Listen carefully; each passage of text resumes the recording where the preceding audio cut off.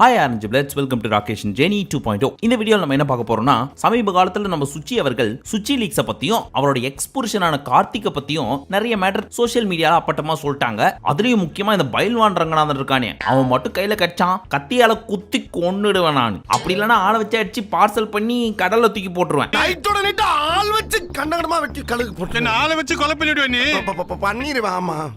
அப்படி இப்படின்னு ஏகப்பட்டது சொன்னது மட்டும் இல்லாம பாக்குறவனெல்லாம் கே கே கேன்னு சொல்லிட்டு இருந்தாங்க. பொண்டாட்டி அவரை விட்டே ஆகணும். He is 100% blooming gay and he has a totally second gay life. அதன்படி கடைசியா நம்ம மஞ்சுமல் பாய்ஸ் இருக்காங்க இல்லையா, அதுல ஏன் ஹீரோயின் இல்ல, அப்ப அவங்களும் கே தானே அப்படின்னு அவங்களும் இழுத்து விட்டாங்க. மஞ்சுமல் பாய்ஸ்ன்றது was a known gay group in their areaன்றாங்க. ஒத்தனக்காச்சு கேர்ள் ஃப்ரெண்ட் இருந்துச்சு, ஒத்தனக்காச்சு அதுல இருந்தே தெரிஞ்சுக்க வேணாம். நீங்க என்ன படம் பாக்குறீங்க மச்சே? கரெக்டா கண்டுபிடிச்சிட்டேன். சரி, எது உண்மையோ பொய்யோ நமக்கு என்ன தெரியும். இத பார்த்த நம்ம நெட்டிசன்கள் என்ன பண்ண ஆரம்பிச்சாங்க, இந்த யாரடி நீ மோகினி அப்படின்னு ஒரு படம் இருக்கு தெரியுமா, அதுல நம்ம தனுஷையும் நயன்தாராவையும் ஹீரோ ஹீரோயினா போட்டிருப்பாங்க. ஆனா நம்ம நெட்டிசன்கள் எப்ப சுச்சி இந்த மேட்டர் சொல்லி முடிச்சாங்களோ அப்பையில இருந்து ஹீரோ தனுஷ் தான், ஆனா ஹீரோயினை தூக்கி விட்டு தனுஷும் கார்த்தியும் ரொமான்ஸ் பண்ற மாதிரி போட்டு வச்சிருக்காங்க.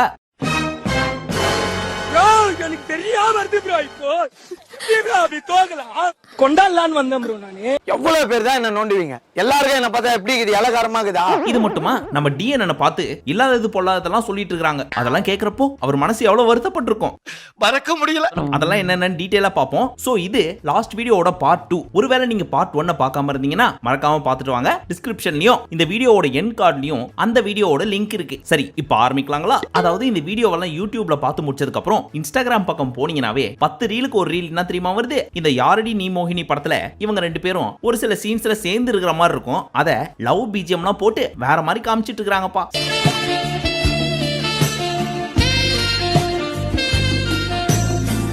அஞ்சலி சக்தியை லவ் பண்ணல. எது?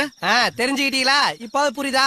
சூப்பர் பெரியப்பா, மேல சொல்லு, மேல மேல மேல. சக்தியை தான் கௌதம் லவ் பண்றான். சரி, சுச்சி சொல்லிட்டாங்க, அதனால இப்படி எல்லாம் பண்றாங்க. ஓகே, நீ விட்டு சென்ற பாதையில் என் பயணம் தொடர்கிறது.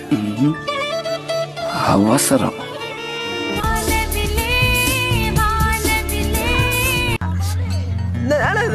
ஒருவேளை அது இல்லாத பட்சத்துல நம்ம கார்த்தி என்ன மனசு எவ்வளவு வலிச்சிருக்கும். சரி, கார்த்தி கூட எக்ஸஸ் பண்ணி அதை விட்டுருங்க. ஆனா பரிதாபப்பட்ட தனுஷை போட்டு ஏன்பா இப்படி தாளிச்சு எடுக்கிறீங்க, அப்படி என்ன தாளிச்சு எடுத்துட்டாங்கன்னு கேக்குறீங்களா? இந்த மீமை பாருங்க, உங்களுக்கே புரியும். செந்தில், குணா, வேலு, தம்பி இவங்க எல்லாரையும் அன்பு வாழ்க்கையோட இணைக்கிறது ராஜன் தான். அதுல ஃபர்ஸ்ட் அமலாபால்ட்ட இருந்து ஆரம்பிக்கிறாங்க. அமலாபாலோட டிவோர்ஸ்க்கு டி தான் காரணமா? அது எப்படியே காரணமாக முடியும் அப்படின்னு கேட்டா, ஆமா விஐபின்னு ஒரு படம் வந்துச்சுல, அந்த படம் எப்போ வந்துச்சு? 2014 வந்துச்சு. இப்போ அமலாபாலுக்கு எப்போ டிவோர்ஸ் ஆச்சு? 2017 டிவோர்ஸ் ஆச்சு. அது காரணம் யாரு? யோ, அது எப்படி அவர் காரணமாக முடியும் அப்படின்னு கேட்டா, நீ நல்லா நோட் பண்ணி பாரு, எல்லா டிவோர்ஸுக்கு முன்னாடியுமே நம்ம டிஎன்ஏ கண்டிப்பா இருப்பாரு அப்படிங்கிறாங்க. யோ, அப்படி பார்த்தாலும் 3 வருஷம் கேப் இருக்கேயா? டிவோர்ஸ் ஆவறதா இருந்தா உடனே ஆயிருக்கணும்ல 2015-16 அப்படின்னு கேட்டா, அதுக்கு ஒரு காரணம் சொல்றாங்க. அது என்னன்னு கேட்டா, 2014 தான் அஸ்திவாரம் போட்டாரு, அதோட விளைவு தான் 2017 நடந்துச்சு அப்படின்றாங்க. ஆனா என்ன நடந்துச்சு அப்படின்னு கேட்டா மட்டும் சொல்ல மாட்டானுங்க. கடைசி வரைக்கும் சொல்லவே மாட்டேங்கிறாங்களே. இதெல்லாம் மைண்ட்ல வச்சுதான் நம்ம தலைவன் பிரஸ் மீட்ல அப்படி சொல்லியிருப்பாரு போல. 4 பேர் ஒன்னா இருந்தா மூஞ்ச பார்த்து பேசுங்கப்பா, போனை பார்த்து பேசாதீங்க. இன்னொரு ரீல் பார்த்தேன். உன்னை நினைத்து படத்துல பொம்பளைங்க காதல அப்படின்னு ஒரு சாங் இருக்கும் தெரியுமா? அதை நான் எக்ஸ்பிளைன் பண்ண போறதுக்கு முன்னாடி ஃபர்ஸ்ட் நீங்க பார்த்துட்டு வந்துருங்க. பொம்பளைங்க காதலத்தான் நம்பி விடாதே, நம்பி விடாதே. பொம்பளைங்க பொம்பளைங்க மோசம் இல்லைங்க, மோசம் இல்லைங்க.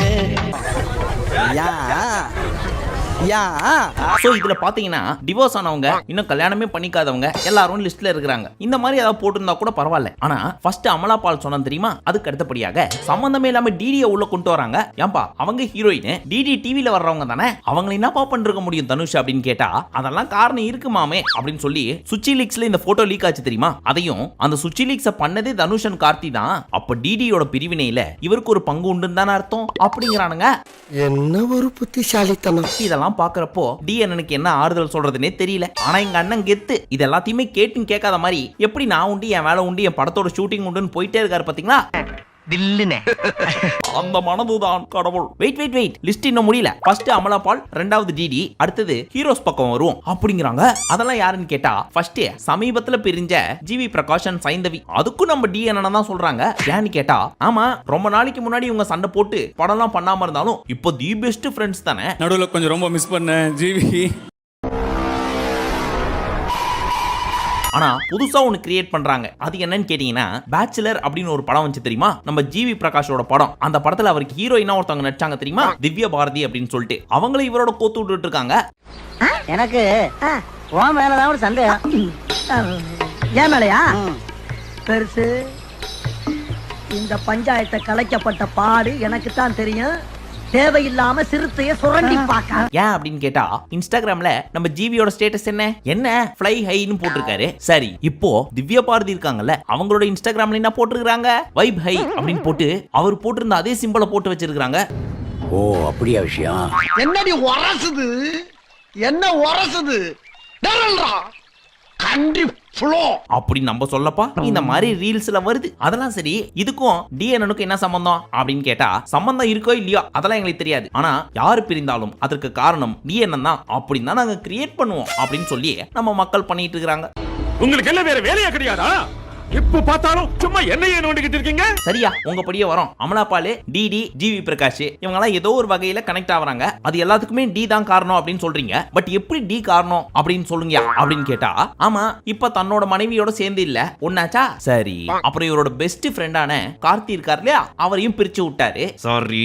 சோ இது எல்லாத்தையும் சாம்பிள் பார்த்துட்டு அடுத்தடுத்து யாரு தன்னோட க்ளோஸா இருக்கிறாங்களோ அவங்க கிட்டயும் போய் இங்க பாருப்பா, கல்யாண வாழ்க்கை என்பது நம்ம கல்ச்சர் கிடையாது. நானி இன்னொன்னு நீ கல்யாணம் பண்ண பொண்டாட்டியோட தான் சுத்திட்டு இருக்கியா, இல்ல நீ கல்யாணம் பண்ண புருஷனோட தான் சுத்திட்டு இருக்கியா, உனக்கு தெரியாத பையனா இருக்கியா, இன்னும் பச்சை பிள்ளையா இருக்கேடா. அந்த மாதிரி தான் ஏதாவது சொல்லியிருப்பார். அதனாலதான் எல்லாருமே கழட்டி விட்டு இப்ப சிங்கிளா வாழ்ந்துட்டு இருக்காங்க. இல்ல சிங்கிளா வாழ்ந்துட்டு இருக்காங்க. ஏதாச்சும் பண்ணனா நான் பாட்டு ஓரமா அப்பா பிச்சைக்கார மாதிரி உட்கார்ந்துருக்கான் பாருங்க மேடம்ன்ற மாதிரி உட்கார்ந்து இருக்கேன். இப்படியோ மாட்டி விடுறீங்க, பிரச்சனை இல்ல. இதெல்லாம் அப்பட்டமான குற்றச்சாட்டா அப்படின்னு சொன்னா என்ன நீ அவங்க கேங்க அப்படின்னு நம்பிட்ட வராங்க. அதனால நம்ம போட்ட கமெண்ட்டையும் டெலீட் பண்ணி விட்டாச்சு. இதெல்லாம் கூட பரவாயில்ல, அவரோட பழகிய ஃப்ரெண்ட்ஸ், நடிகர் நடிகைகள் அப்படின்னு சொல்லலாம். ஆனா சொந்த அண்ணனையும் கூட சேர்த்துக்கிட்டாங்கப்பா. அது என்ன அப்படின்னு கேட்டீங்கன்னா ஆமா சோனியா அகர்வால் இப்போ வரைக்கும் சிங்கிளா தானே இருக்காங்க. அது காரணம் யாரு, நம்ம டிஎன் தான் அப்படின்னு அவங்களையும் சேர்த்துக்கிட்டாங்க. அட பாவி சண்டாளா.